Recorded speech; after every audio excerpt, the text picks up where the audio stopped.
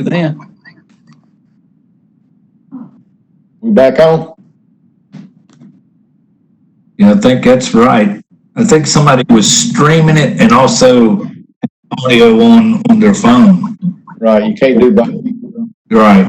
Jason, Yes.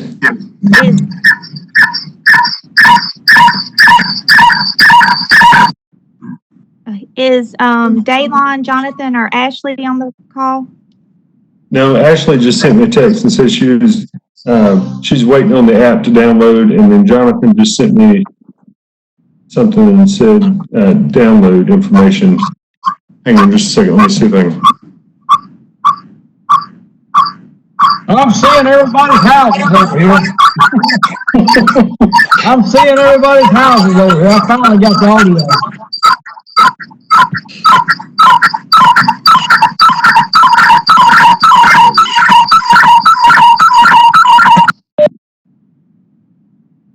All right, I just muted everybody again. Yep. Sam, can you hear me? I can hear you. It's coming from that, I think. I don't know why it's. Now that's better. Now it's coming back.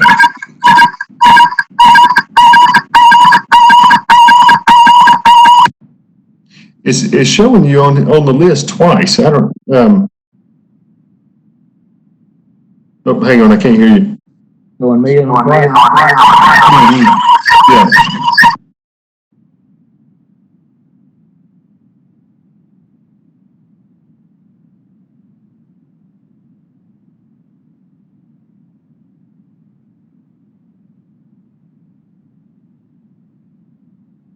I'm gonna go out of the Okay.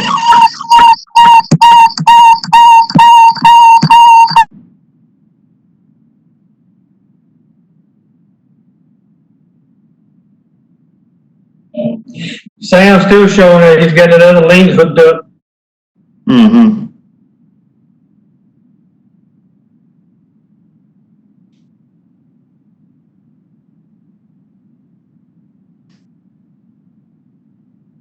How about now? Yeah, that's better. I think whatever you did fixed it. Yeah, I shut down and came back in, but I'm in the meeting is connected, but I'm not on my own screen.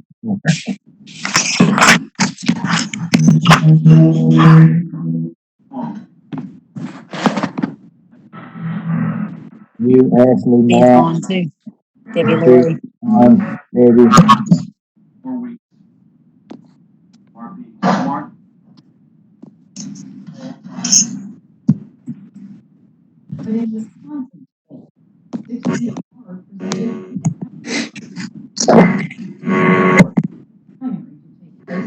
Thomas.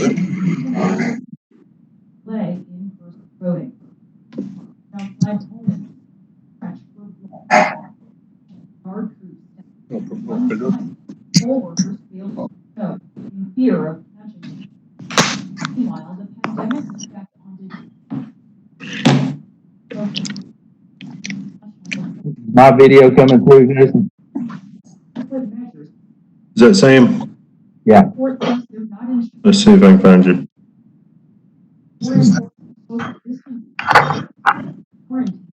He's got a big S. Excuse me. Sam. Well, it's not me. Jonathan. That's what I thought you said. Shh. It may start doing so. Over 60. But the Trump administration's efforts How about now, Jason? Yeah, we got you now. Okay. All right, we ready? Is Commissioner Martin out there? I don't see him. I'm on the phone. On the phone, okay. All right. Could take millions of lives and cost the economy. Yes, with us. President Trump also came under fire today for replacing fine. The independent. All right. I'm going to, what was that, Chris? Somebody got a TV on in the background, they need to turn off. Yeah. And intermittent today. Londoners woke up to news. All right, I'm gonna mute all the lines and then unmute the lines for the commissioners. And then, What's going to happen is later, right, for the country. I think we're still missing Ashley. Do you want to go ahead and get started, Chris, or what do you think?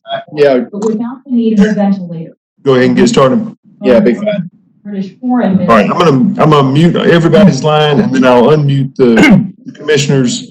And then we'll make sure we've got everybody. He's also a colleague. He's also our friend.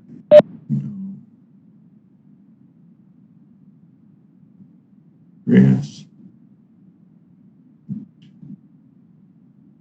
Sam.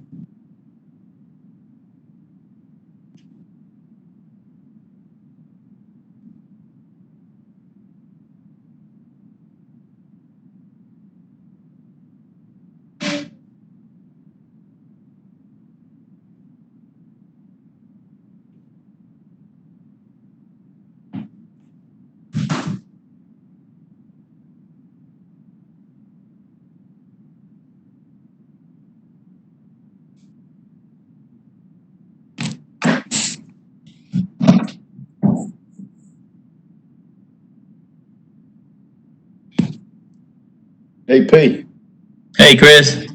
how we doing? I've been doing great in yourself? Good. Good. Commissioner Martin, can you hear me? Did I unmute the right line?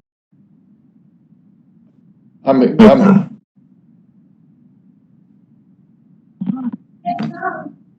Commissioner Martin, can you hear us? I can hear you. Okay, good deal. Can you hear me? Yes.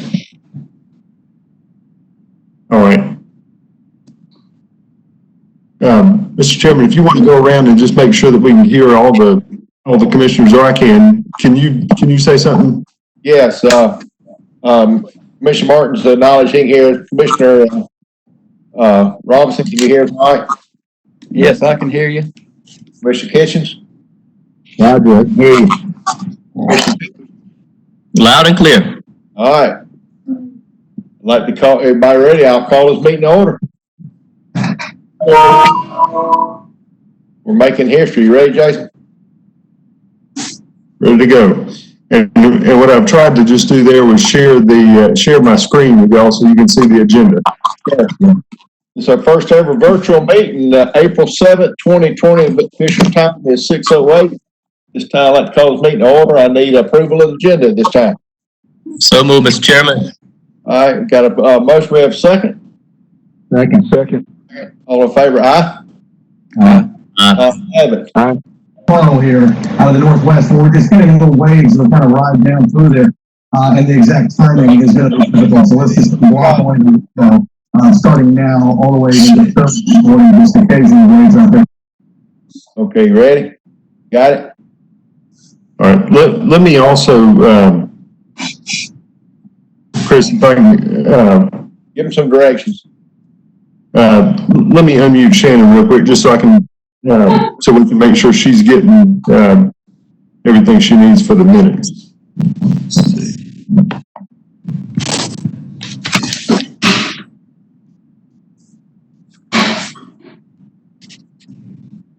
Ashley, you hear us? I can. Can you hear me? Yes. Okay, and I'll leave Ashley unmuted as well. Commissioner Kitchens, would You you might do want to mute me, Jason. Okay. Commissioner Kitchens, would you do the honors of the invocation tonight? We can't do the pledge. We don't have the flag, but you do the honors of the invocation. I please appreciate it. Well, I'd be glad to. I got the right here, Jim. Yeah, I'd be glad to say invocation. Thank you, Darren. Go, bow your heads with me. Heavenly Father, we thank you so much for all the blessings that you continue to provide for us. Lord, we ask that you just guide us through these turbulent waters. Wrap your healing arms around anyone affected by this. Just provide that comfort and patience that they need in this time. Lord, we ask that you guide the Spirit and their decisions tonight. Lord, we please you in everything we do. All those in harm's way, Lord, as they're providing with the others that's in need. And we ask all these things in Jesus' name. Amen. Amen. Amen. Thank you very much, Mr. Kitchen. We move forward. We got a consent agenda and approval of minutes. We had the third Tuesday, March 17th, 2020. We also had an executive meeting, March 17th, 2020, and then a call meeting on March 20th, 2020. Has everybody had an opportunity to look at minutes? And if so, there's no changes. I'm going to take a motion. Make the motion, we approve the consent agenda and approve minutes. Have a motion. We have a second. Second. Second, Commissioner Robinson. All in favor, aye? Ayes have it. Any opposed? Ayes have it. All right, we move on down to new business tonight. Part-time compensation. You know, we've gone through a first time ever for the county, and we've got a lot of good part-time employees that are also feeling the crunch. And I just wanted to get y'all's idea of if maybe possible we could have a little compensation for them this time. Get y'all's thoughts. Chairman, I think it's in order. Personally, I've thought a lot about it, and I think you're right. I don't think anybody's ever gone through this before, and I think this is a situation where we've asked people to stay home. We've asked people not to come to work. This is not any fault of theirs, and I think it's the right thing to do to compensate them. They do some of the toughest jobs we have, and sometimes thankless jobs, and I just want them to know that we appreciate it and thank them. If there are conversations, I'll be glad to make a motion. All right, we have for compensation. Do we have? I'm sorry, I heard a second. I'll second the motion, Chairman. Okay. Is there any more discussion? Chairman, do we need to clarify what that means? I guess I think we need clarification. Do we do an average of what they've been? Yeah, so I make a motion that the part-time employees receive an average weekly pay that they would normally receive for any time that we've been closed. I think it's been the last 2 pay periods. Okay, we've got an amended motion by Mr. Kitchens. Do we have an amended second? Second. A second. Now, any more discussion? None. All in favor? Aye. Aye. Any opposed? Opposed. Okay. Commissioner Robinson opposed. Chairman, Aye on the chairman. Got that? can you hear me? Yes. Can you guys hear me? Just to clarify regarding the compensation, if their department heads can utilize them in other areas at this time, I know the golf course is going to need some additional hands for sanitation of carts and things of that nature. Are you all instructing the department heads to first utilize them for their part-time hours if they can be, even if it's in sort of a different capacity? I would agree with that, actually, but I think going forward, I don't know that we'll be asking anyone to stay home, right? Right. No, I'm not agreeing to that. I think it should be shelter in place unless it's an emergency.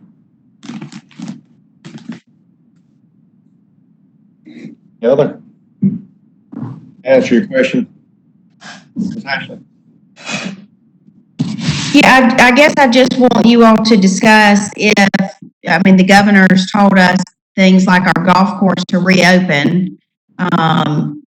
If the goal is to continue to provide some compensation for part-time employees that are not receiving any compensation, if they can be utilized to provide services that we've now been instructed to reopen, even if it's not their normal sort of task, or do you want them to first be utilized in that manner, or not?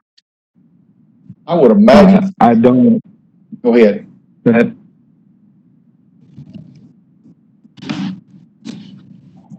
Yeah, go ahead.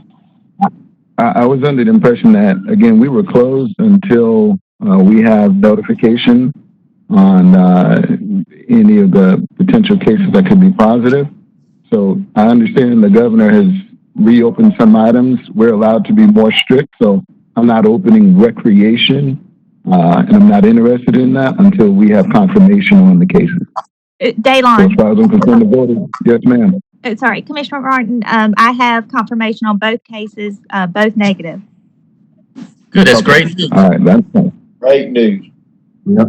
Amen. That's good news. Great news. I think the catch-up period right now, talking to department heads, everybody's gonna be playing catch-up for the next couple of weeks because it has really put a load on, what's taking place. I don't think there's gonna be any problem for them part-time employees to get their time in the next couple of weeks, helping all these departments get caught up. Is there any other discussion on the part-time compensation? Again, I move on to auction barn rental fees. I know we had the auction barn rented out, and they have also shut down, and their concerns are, should we waive their fees in the event that they don't have any income coming in for the auction barn? Any comments or ideas on that?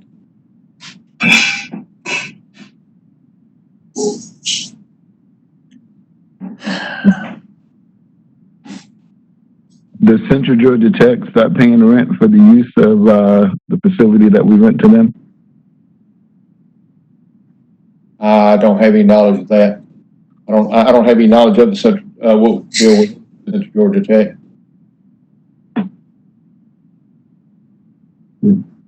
Did they pay a fee for that, Commissioner Martin, or is it for services? If I remember correctly, the adult center where they actually do each of the GED courses, they do pay us rent. So I kind of go along with Commissioner Martin. I mean, if Central Georgia Tech, they're paying us rent, then I foresee any other tenants, it should be their responsibility to pay rent as well. Can I make a legal note as far as I think was bringing this issue about? The auction barn is wanting to go forward. They're not asking to stop doing their auctions. I think it's there's been some discussion and some concern that the auctions draw such a big crowd that are going to be in close proximity that the county would be asking them, and they're deemed an essential service by how they're permitted if they wish to continue their auction. But I think it would be sort of a request to not have their auction, just so they don't have a large group of people in close proximity. And so it's my understanding that that's why the request is being made for this particular county property, because it's the county that's asking them to sort of suspend their ability to function when under the governor's order they could go forward. That's what correct. they could do is reach out to Bo Benton and look at their platform for online bidding. I think that is a platform that will allow them to do the online process and keep everybody safe and allow them to continue business as usual, much like our restaurants are allowed to do curbside service. Mr. Martin, I don't know how. I mean, I've been active in the bidding process online. I don't know how you going to online bid a chicken. You know, they're selling chickens, goats, and they are exempt by agricultural standards for meaning, you know, they're considered essential. The crowd, if they're exempt, right? Then it's go at your own risk, just like we go to the grocery store, right? So if they can still do business, I don't understand why we would take the hit. And then, Chairman, is it possible for them to limit the number of people that come into the auction at a certain time, like maybe limited to 10 people that's interested in the chickens, 10 that's interested in goats, or whatever the animals may be? I don't know. Have you ever been at an auction? No, sir. It's kind of a stadium set up. Everybody sits around in a circle and they lead animals in and people start bidding on them at that point. Trying to get people to do the right thing, as we know it don't always happen. And they do draw quite a crowd at times. And it was just a concern that with that crowd, we would, you know, they were willing to shut down. They actually shut down, I think, the week prior to that also. But again, their concern was shutting down and no income. Wouldn't be any restitution if it went more than, you know, the period of time that the governor's got us shut down right now. There's actually been some of the major sale barns that shut down too, that didn't have to, but due to the governor's order, they went ahead and shut down for last week and the upcoming week. And those are sale barns that actually arguably do produce a large number of cattle to go to slaughter to furnish our food, or particularly fast food in this area. It was a request, if we could consider waiving their rent while they shut down for this month or whatever they needed to do. That's why I put it on the table. I guess we have to be considerate of Central Georgia Tech too, for the simple fact I think they're closed. They can't see students right now. So if we're going to, not accept rent for the auction, we need to keep that in mind for Central Georgia Tech. I'm sorry, I didn't mean to cut you off. How many more entities do we have that rent from us? I mean, we could do this a blanket, waive the rent on the blanket to cover everybody equally. Central Georgia Tech, the only other person we have renting from us? That's all I can think of right now. Well, Chairman, go ahead. I would say that, I'm gonna keep going back to these are in times that we've never been in before, and I don't think there's a playbook for it. I think there's a decision we're gonna have to make that, and I don't think we have like I said, I don't think we have any history to go on to see, what's been done in the past. And so I do think this is a different time altogether. And I would agree with Commissioner Pitts if we're going to do it for one, we do it across the board. But we do have to look at whether I don't know how if Central Georgia, more than willing to waive their fees too. But if they're getting grant funded or if they're funded through the state, and they're still going to get the money and it's just passed through, and it's not going to be hurting them. I think we just need to talk to them. But I'd be willing to blanket. We're asking these people to shut down, or even they're forced to shut down. It's not because of their own decision.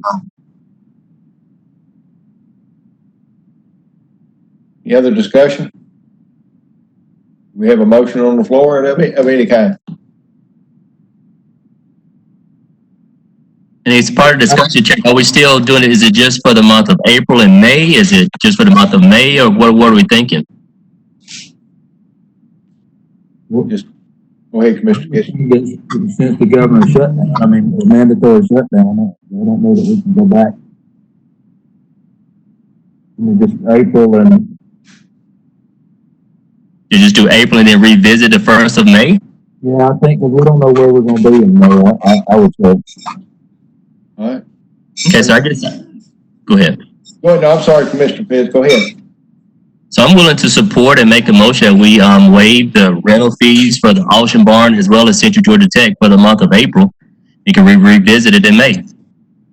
All right. I have a motion. Do I have a second to that? I'll second. You second, Mr. Kitchen? Any more discussion? None in favor, aye. Any opposed? Opposed? Or opposed? Commissioner Robinson, Aye. Aye. Okay. We have one opposed and other ayes. The chairman says aye. Okay. We can move on. Technology, Commissioner Pitts. Yes, sir, Mr. Chairman. I asked that we add this to the agenda, being that we're in this uncharted waters, for Shannon, Will, and Jason to do a study of our technology and our needs, so they can maybe report back to us in the next 30 to 60 days as of what do we need to be able to operate from home, from those departments that need to be able to operate from home, and then any other updates that we need to make, like what we're doing right now is meeting online. So it's just for them to conduct a study, talk to some other experts in the area, and then report back to us of some of the things we need so we can continue to function if this does ever happen again. Anyone else? Any comments? I think it's a great idea, Commissioner Pitts. I mean, you said I'm old school and coming on new technologies. Like I said, quite a learning curve. And all I do is just button and it comes on. But I still like old school. Joining in the crowd. We'll get back to that. But I think it's a great idea.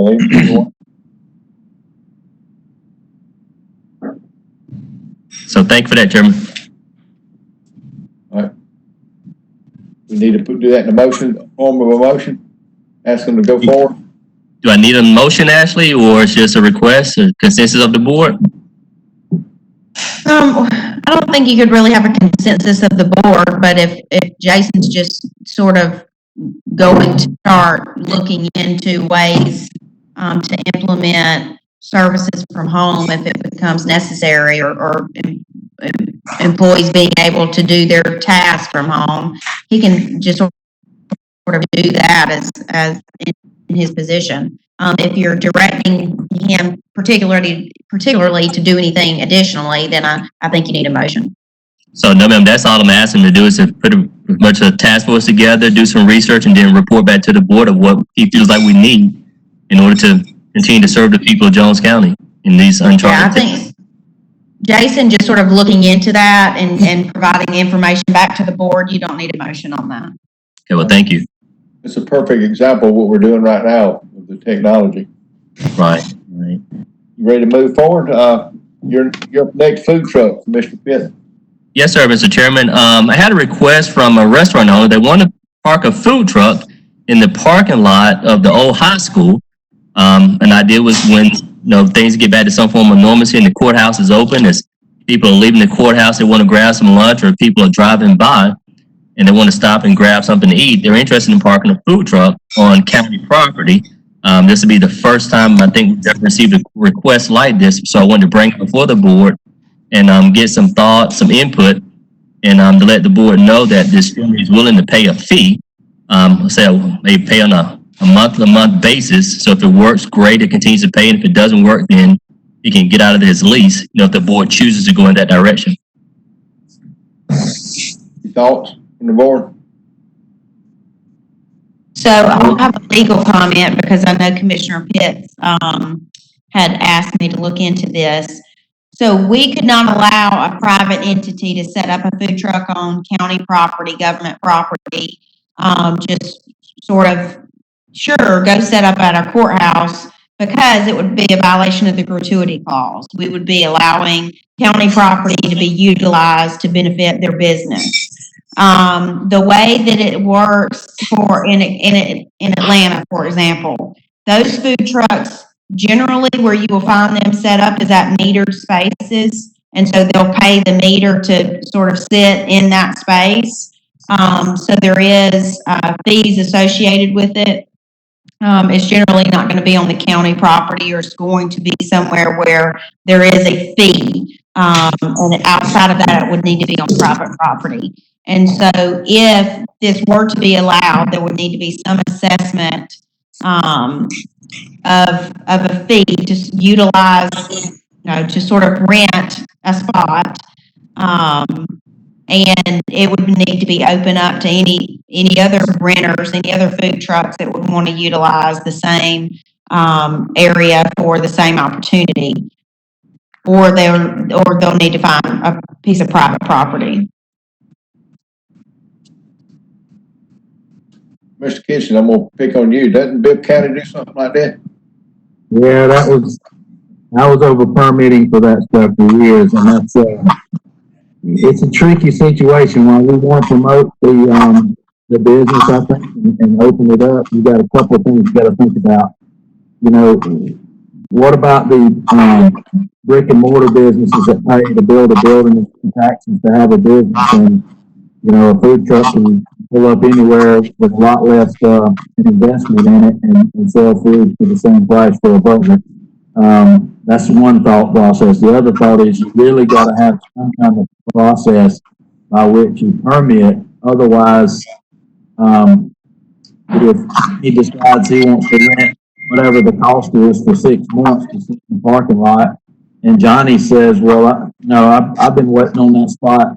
He's got all the good times, all through April and May. He's got the best time of year already booked up.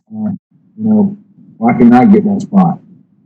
There's a lot of, we did it as a special event where you pay a permit fee and you do it for the day that you want to sail, like because, there's a parade in town, you set up for that day from 10 a.m. to 6 p.m. for a certain amount of money, and that's your permit for that day. But as far as setting up, we didn't have a blanket. I want to sit up here for a month and sell out of a food truck because it may get it more into the zoning laws too of how long we can sit in one spot and it not be a permanent place of business. Just things to think about.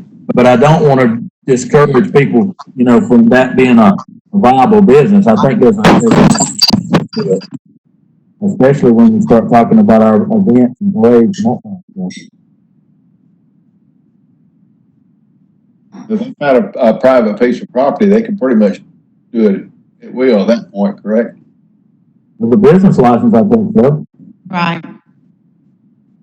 Because this person, he does own a business in Jones County, and he also owns a food truck and just interested in being able to park his food truck at the courthouse to try to, I guess, capitalize on the people, that's visiting the courthouse and doing business there. You might reach out to them and look at some of the private entities around there to see if he can work something out with them. That might be an option for them.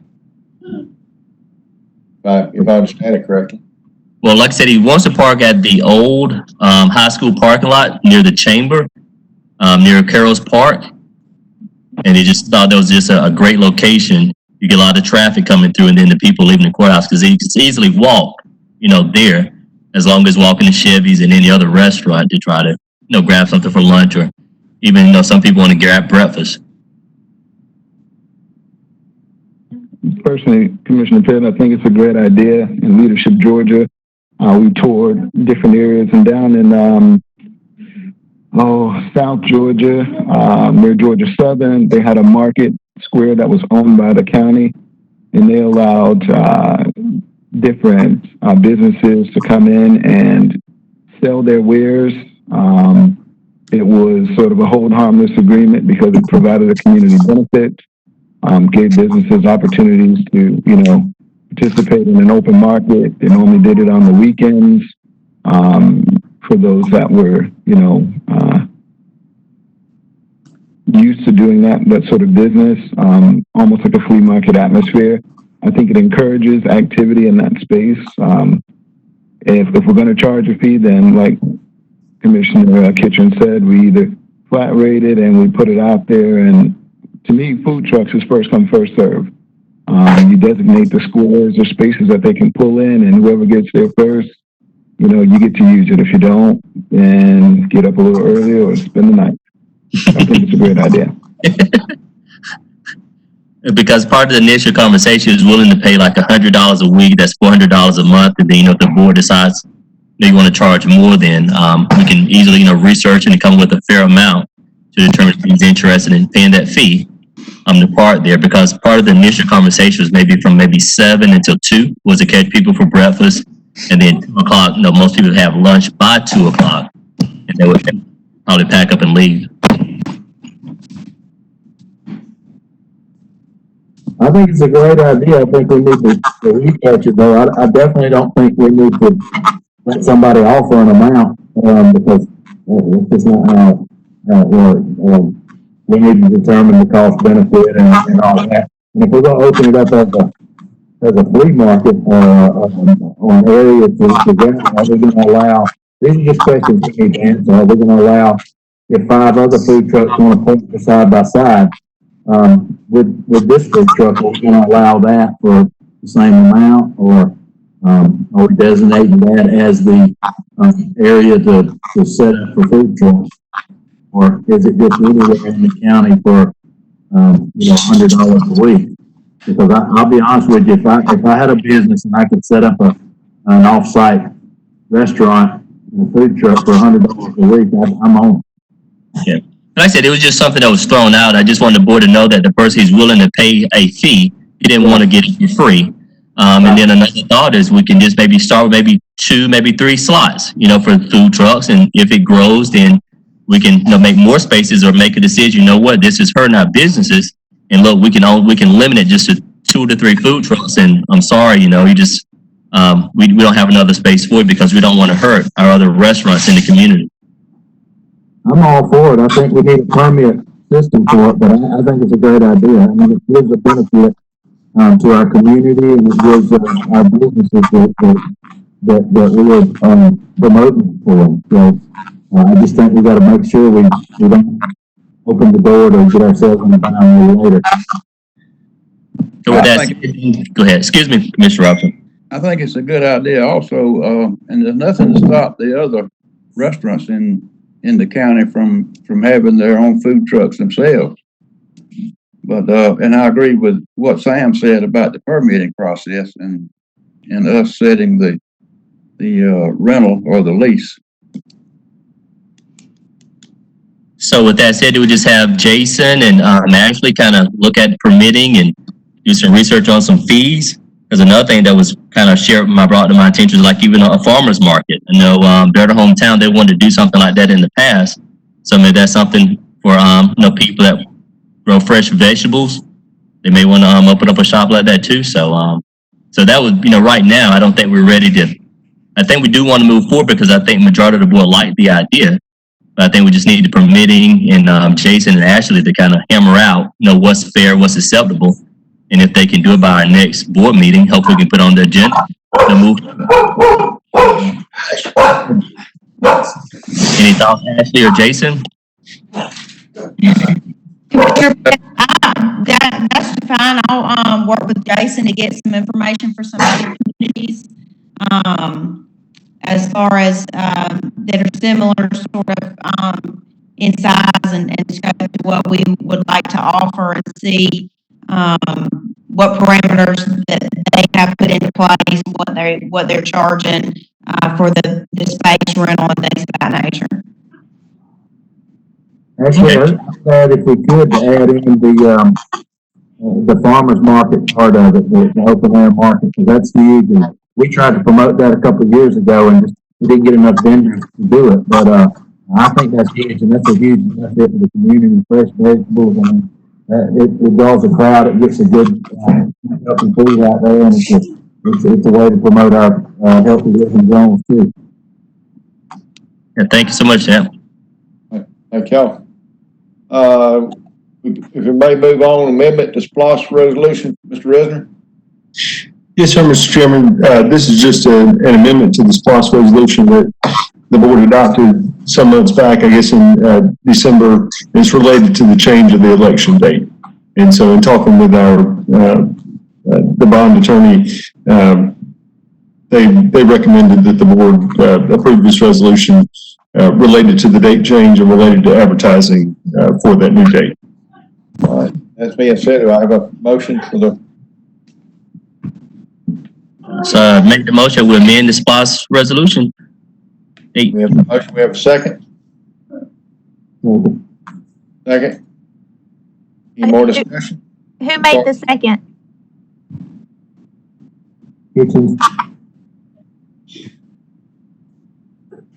Who made the second? I'm sorry. What's that? Who made the second? I did. Okay. Any more discussion? None? All in favor, aye?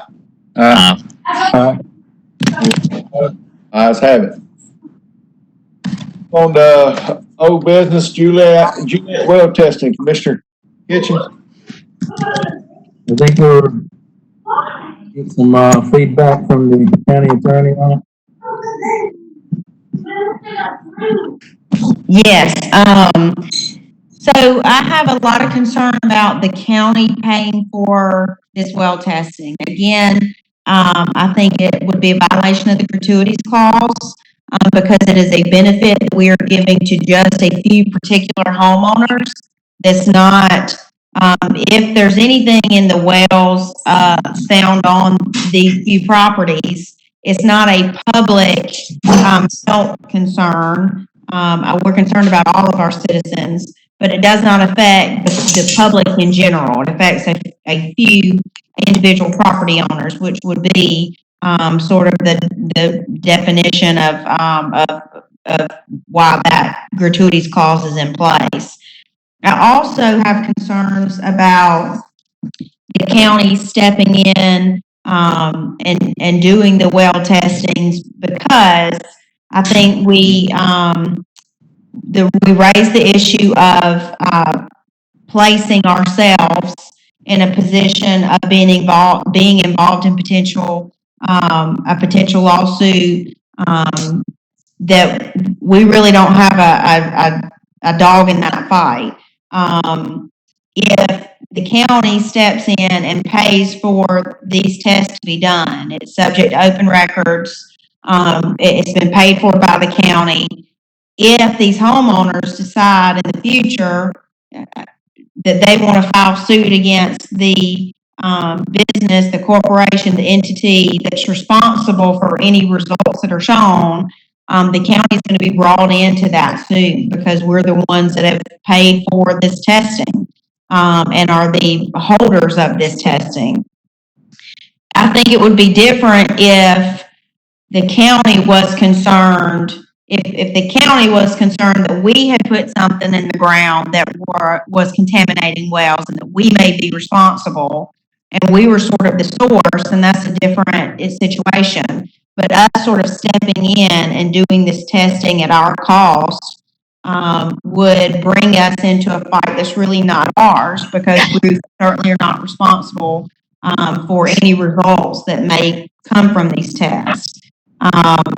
I think there was another option, because I know Commissioner Kitchens wants desperately to get these citizens some help. So I think he had found potentially another option for them to get very low cost testing done that would be sort of separate from us. It's a offer that's available to all citizens, but would not be the county actually stepping in and ordering testing and paying for testing, which would keep us out of the mix if there were to be litigation regarding this issue in the future.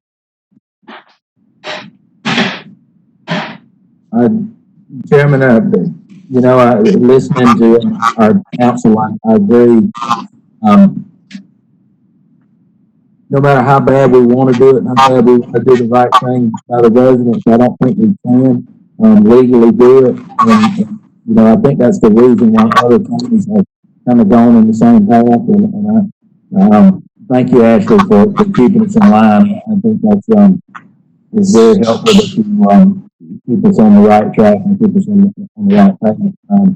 But I agree. I do think we need to, or I'll probably talk to these residents again about the possibility of going through the county extension office or something like that. When they, like they do soil testing and water testing, there's ways that they can get lower cost test. It's not a full time, but it will give them some relief on their worries about what's in their water. And I know that's the biggest thing for them is knowing, do they have some contaminants in their water? And I think those lower cost tests will give them the answers of whether they've got contaminants in their water that is bad for them to drink. But outside of that, I don't think we can legally do anything else as much as I want to. I'll accept our attorney's advice on that and take it back to the resident. Thank you, Commissioner Kitchens, for working on that. I know, like I said, that it's a bad situation for everybody down there. I know there's a lot of unknowns on that also. Department heads, any department heads out there want to chime in tonight?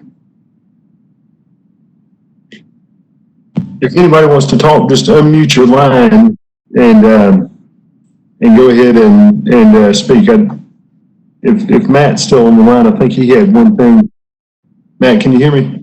Yes, sir. Yes, sir.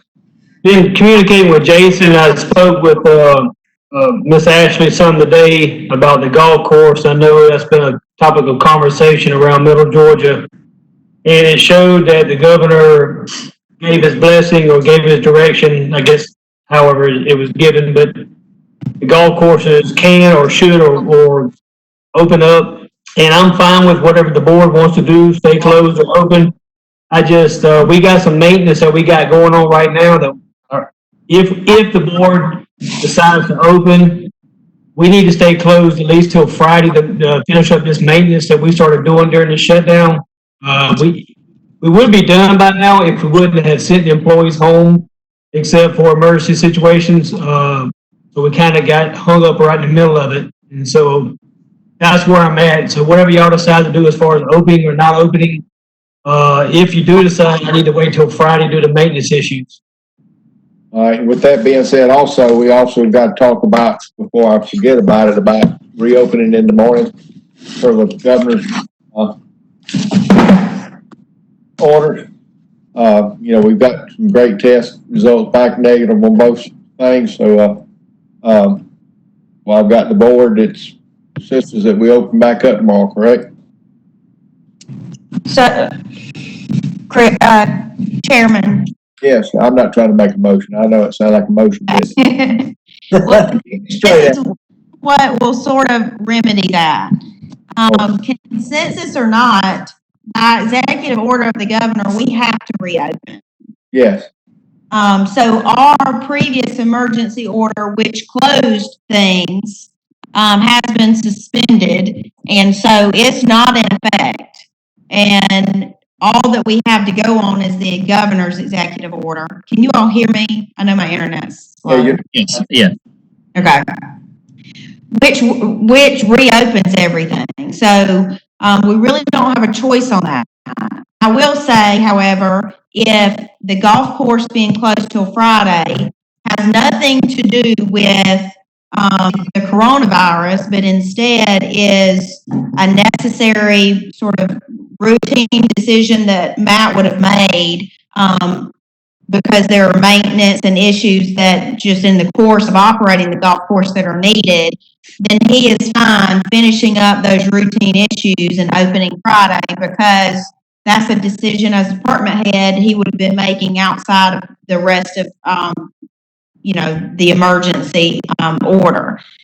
Opening up the county, the governor's executive order says that we have to reopen. We have to provide services. It does, however, certainly encourage remote delivery of services, limitations on direct personal contact for those sort of critical infrastructure essential services.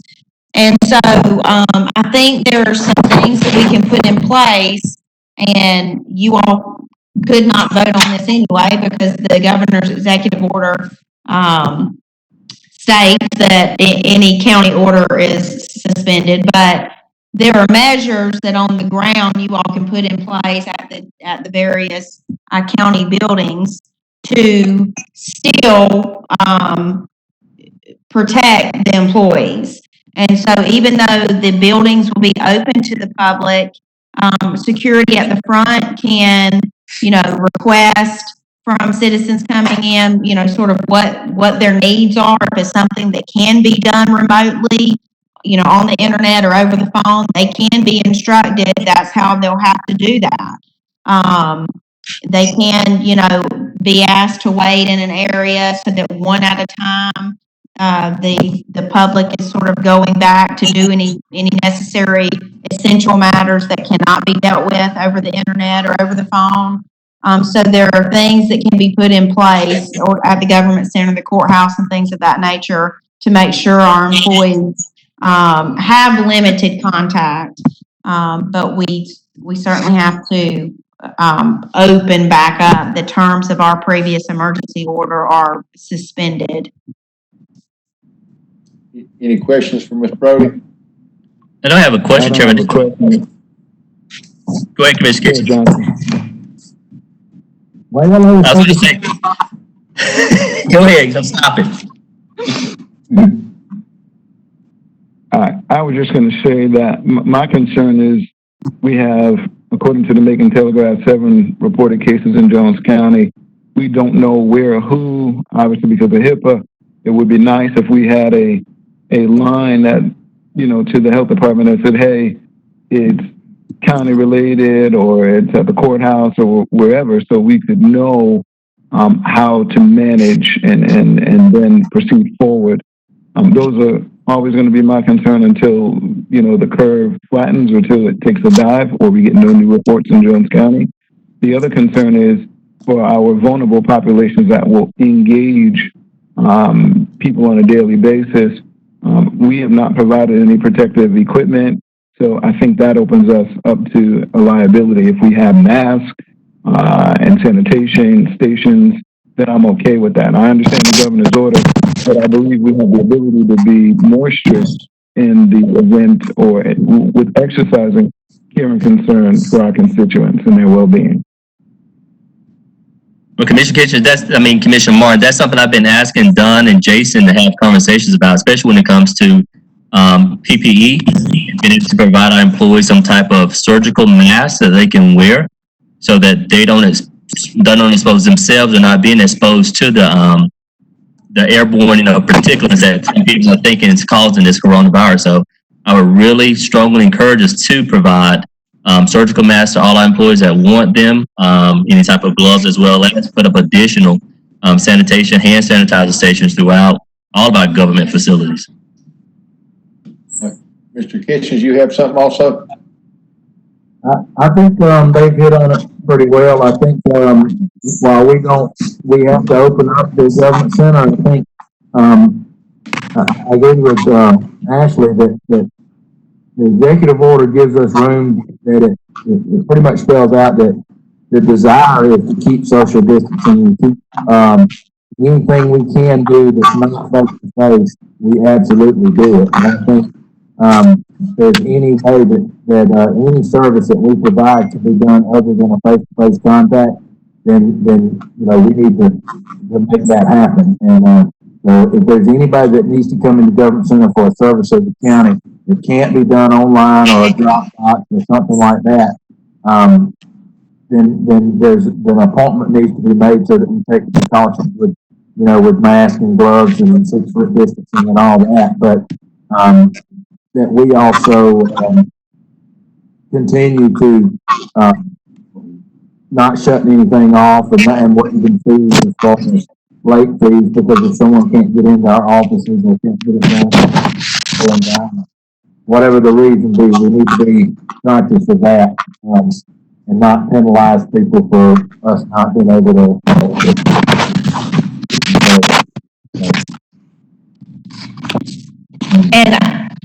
And I'll send, Jason, you may have this, but I'll send sort of a bullet point list that ACCG sent out that summarizes in sort of a 1, 2, 3, 4. It may be a little bit easier than the governor's executive order, but these are things that the employees need to do also while on the job to better protect themselves.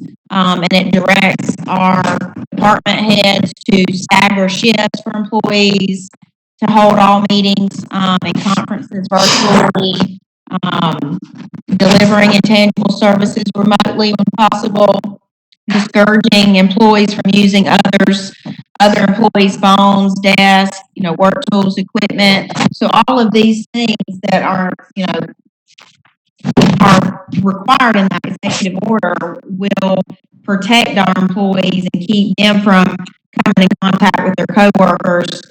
And if they were to begin to feel ill, to immediately, have their temperature tested, be sent home, things of that nature to provide some protections while they're at work, providing this critical infrastructure. And I think that those are the pieces that should be in place before we reopen. I don't just want to open the doors and throw employees in there, because I don't know very many places in the county where, especially in a building where there are less than 10 employees, if Walmart is limiting the number of people per square foot, which seems to be an intelligent play, our space is definitely significantly smaller, and we're actually going to require employees to show up to work and work. So, and then interact with the citizens. So again, we should have a plan and the process and the stuff that we need, the PPE and everything else, before I think you open doors. But if you guys are ready to open, go for it. It's ordered by the governor to open. So yeah, I think department heads need they need to take every precaution to assure the departments are run in a manner that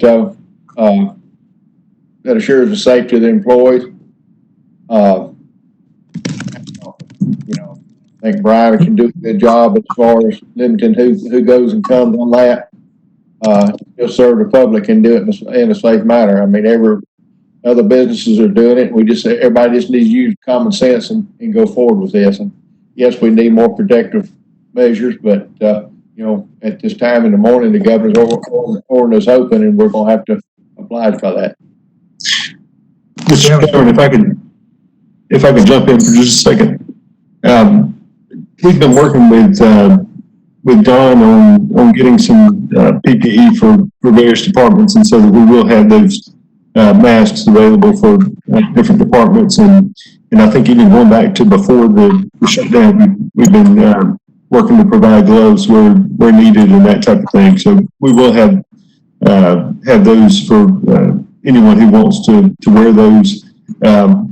In terms of the safeguards coming in and out of coming in the buildings, earlier today I sent out a memo to all our department heads, just with some various safeguards designed to minimize any sort of one, minimize contact with the public, but two, to minimize employees moving around to different departments, so that if you know, one is infected and doesn't know it, they're not traveling around to multiple departments around the county, just to try to minimize any potential spread there and to keep our folks safe above all. So we've got that going on. Related to that, one question that I've gotten, you know, in the governor's executive order, there was a list of about 20 things that businesses that had to stay open were asked to follow. And this may be an Ashley question. I've had at least one request from departments that can work remotely.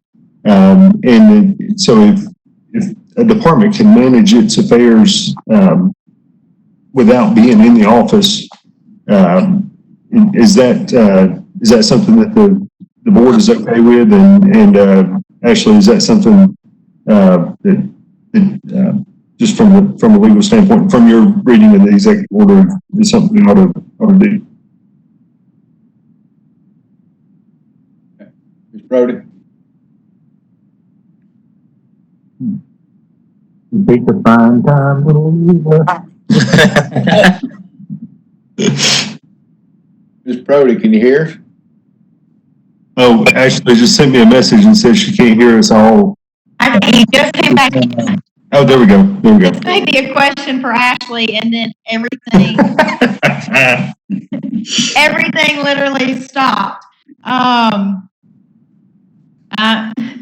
Sorry. The basic question was about departments that can sort of manage their business remotely. Okay.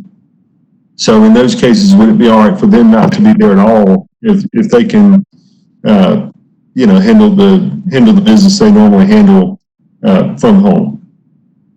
Okay, so the list that Jason's referring to would be, there's 16 sort of requirement and measures that have to be implemented to mitigate exposure for critical departments and employees.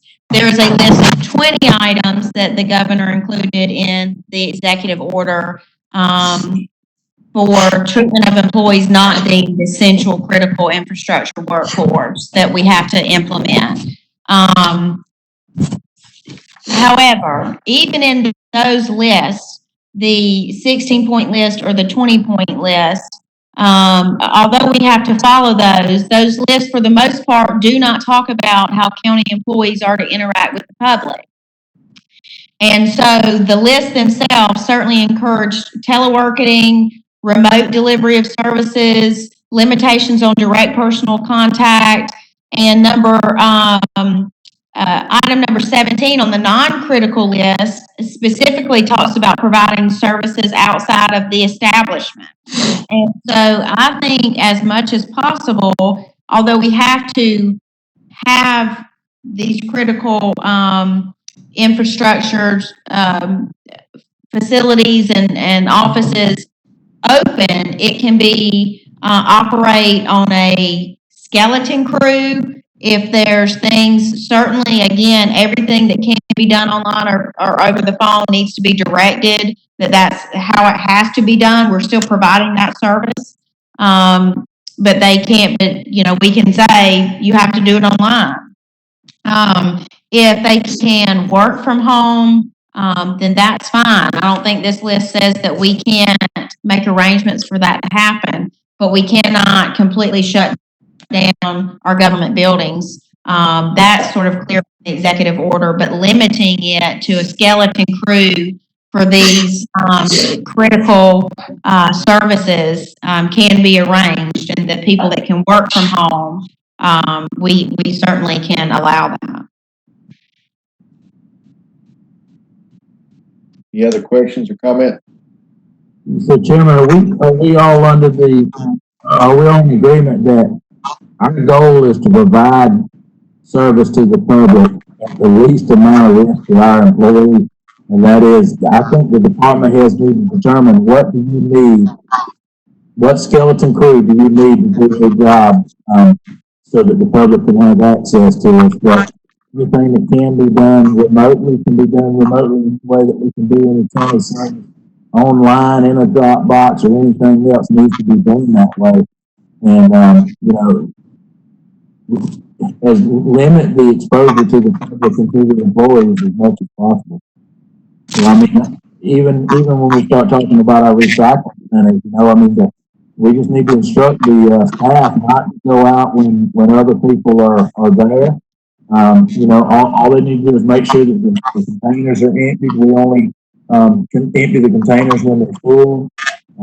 We've got basic functions that we are under order to do, but we just need to figure out how to get that done. And I think the department head should be able to determine if they got 5 people in office and they need 2 on Monday and Tuesday and 2 on Wednesday and 1 on Friday, then that's what needs to happen, not all 5 all week long.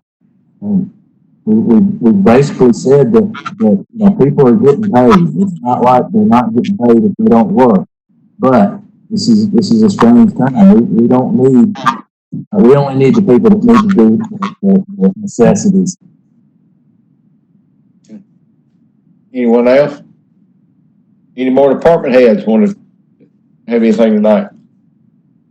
Yes, sir. This is Don. Can you hear me? Yes, sir.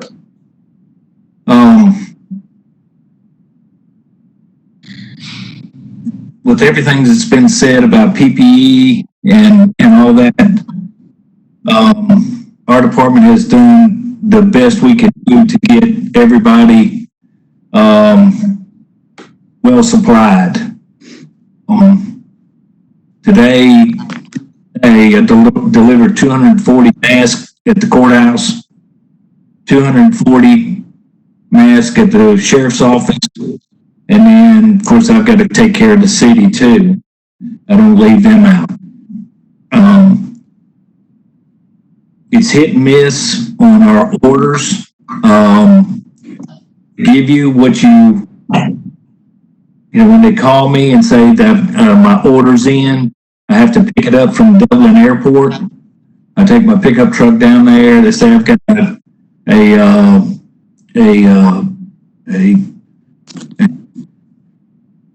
whatever you call it, when it sits on the board and all that, pallet full. And then I get down there and there's 2 boxes. But I just want to say that as far as the law enforcement is concerned,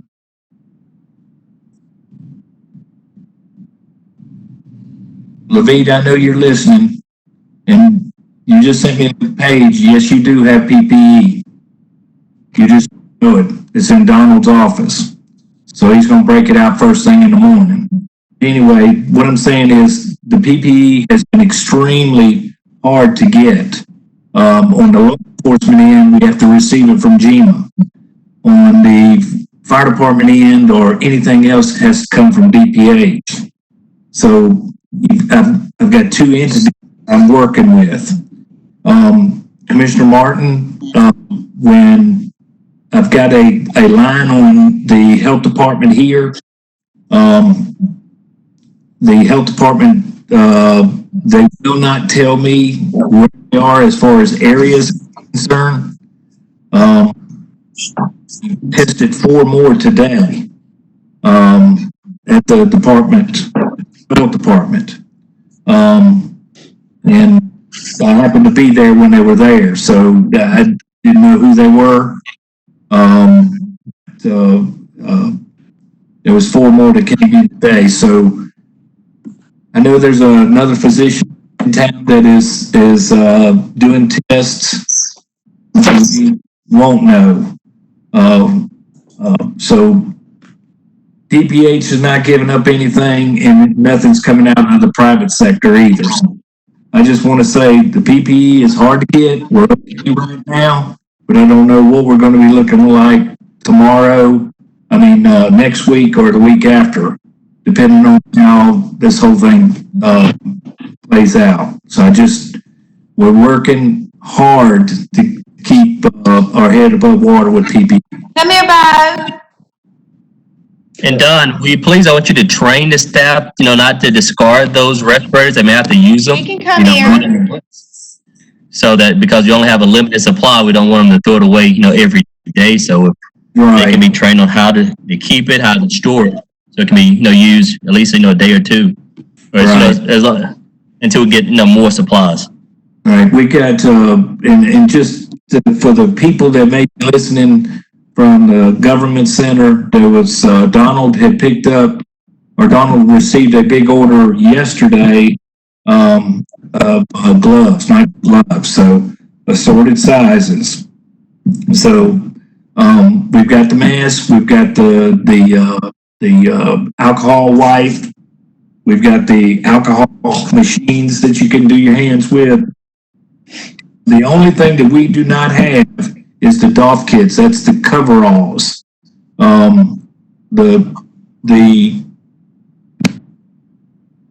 Lavita said she got those today. So, anyway, so we must have got some today.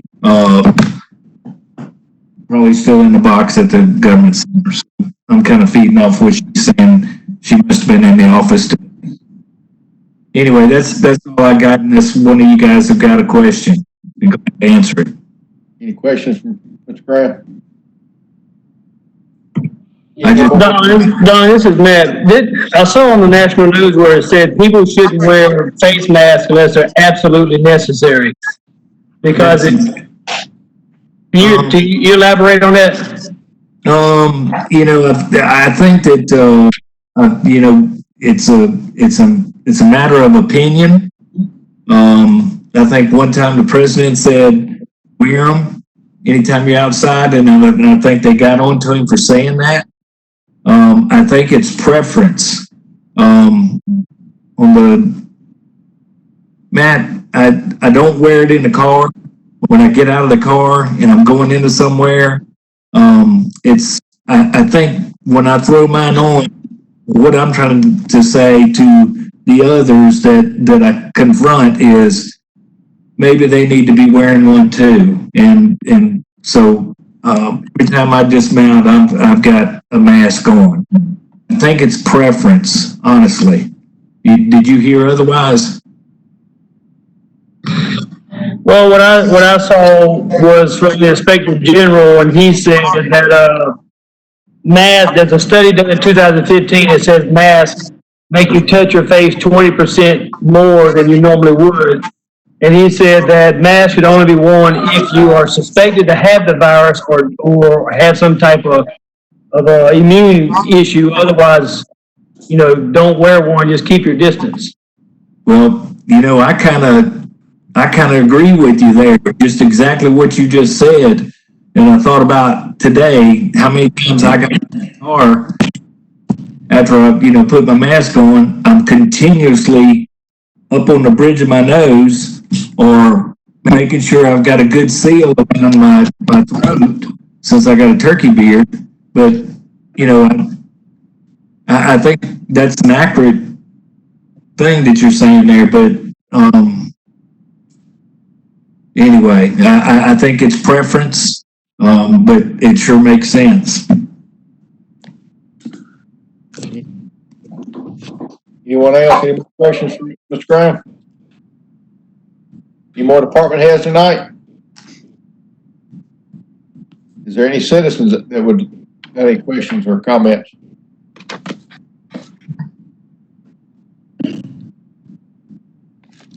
Mr. Chairman, I'll unmute everybody temporarily here to see if we've got any questions from the public. Let me win. All right. Let's see.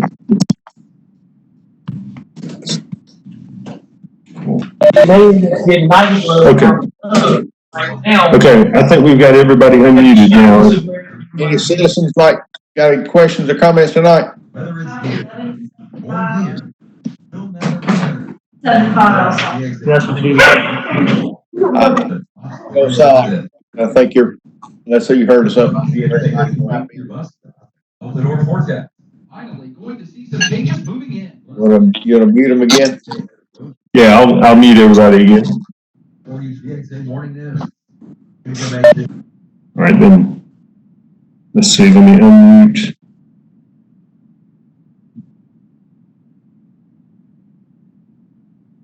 Chris, hang on just a second. I'm unmuting everybody here.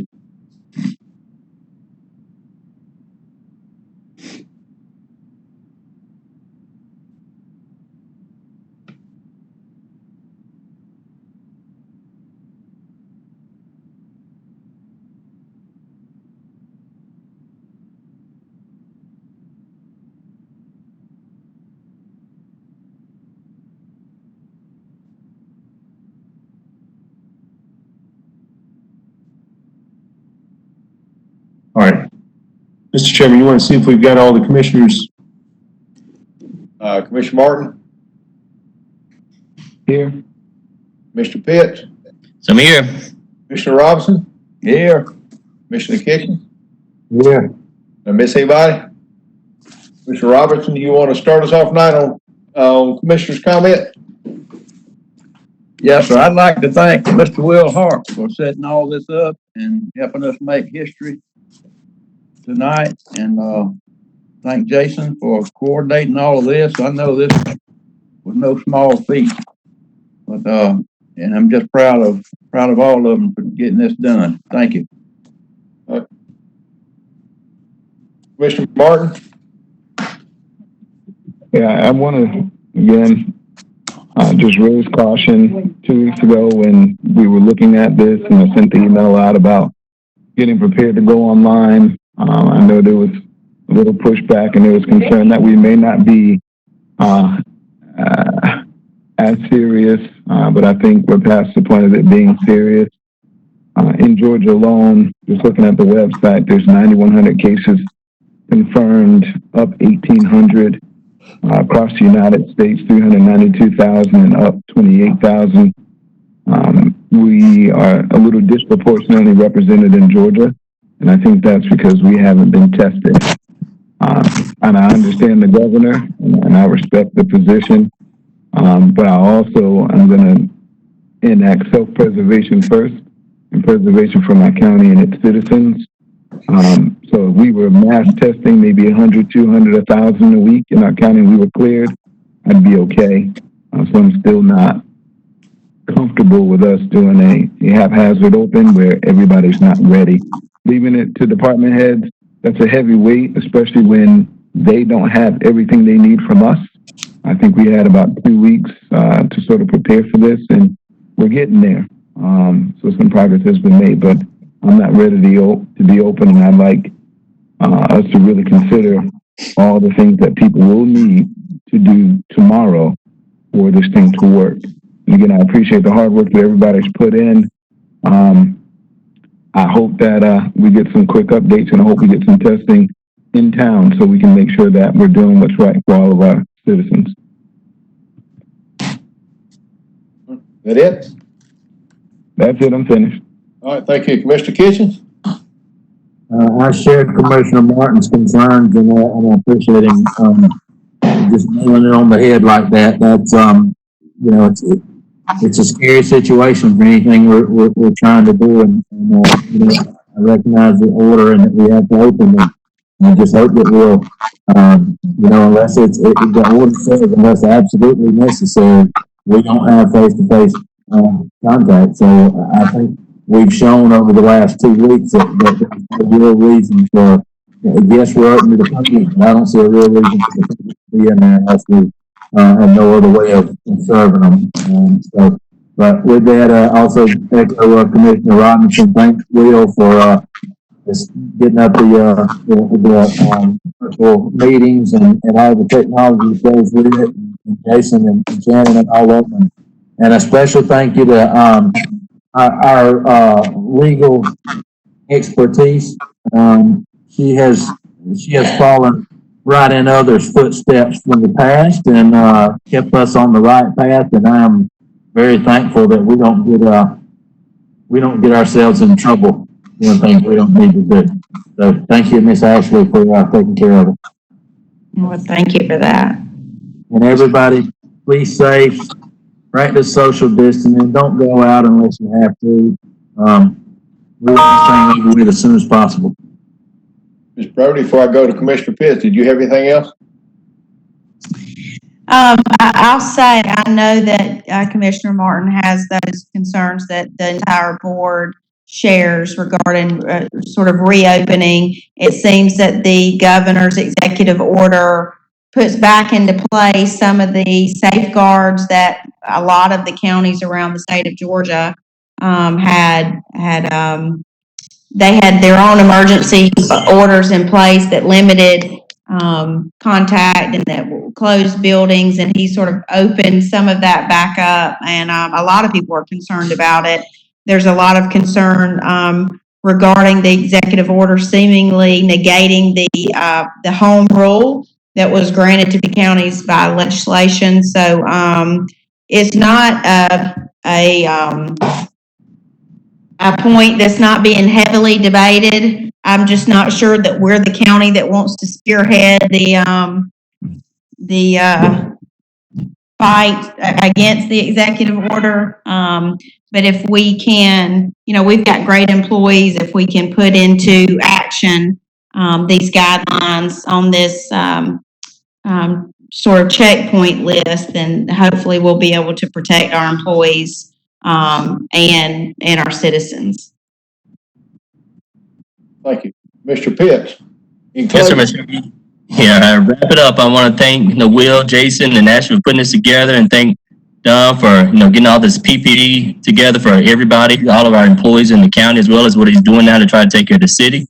Encourage the department heads to be safe, as well as all our employees to be safe and use caution as much as possible. Like I mentioned during our last message, got to keep on praying. And one I want to share with everybody tonight is Psalms 46, 1-3 says, God is our refuge and strength and ever-present help in trouble. Therefore we will not fear, through the earth goes away and the mountains fall into the heart of the sea. Though the waters roar and foam, the mountains will quake in their surge. So the key is God is our refuge and our strength, and he's an ever-present help in a time of trouble. So let's continue to look to him and let him handle us and get us through this storm. I hope everybody's safe. And thank you for your time, Mr. Chairman. Thank you. And again, we want to thank everybody in the county. It's been a new time for all of us, and we've learned a lot. But, we can't thank you enough for what everybody's done. Mr. Pitts, I need your help. Okay, Mr. Chairman, made the motion. We adjourn for the evening. I hope everybody's have a safe evening. Mr. Robinson, did I get a second out of you? Second. Second. Any more discussion? None. All in favor, aye? Aye. Ayes have it. Thank y'all. Thank everyone. Thank you. Good night and be safe. Good night. Night night. Thank you, Will and Jason. You're welcome.